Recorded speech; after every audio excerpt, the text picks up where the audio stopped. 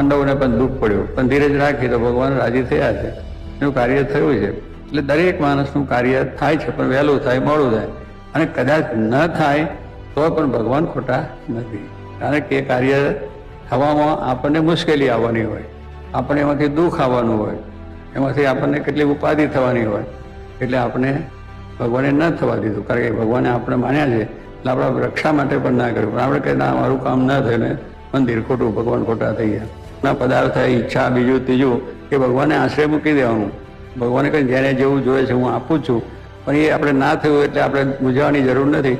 જીવનું કલ્યાણ તો જરૂર છે ને છે, એમાં મીનમેક છે. એમાં કોઈ ભગવાનને આશ્રય ગયા અને આજ્ઞા પાડીએ છીએ એટલે આપણું કલ્યાણ થવાનું છે. ભગવાને કહ્યું તે મારા કહેવાયા છે, મારે રંચ માત્ર કસર રાખવી નથી, કસર ટાળીને થઈ જશે. પણ આપણે એને જો મૂકી દઈશું એ પછી આપણને મૂકી દે. તો એ ધીરજ રાખી અને આપણે મહારાજનો આશરો કરી સત્સંગ કરવો.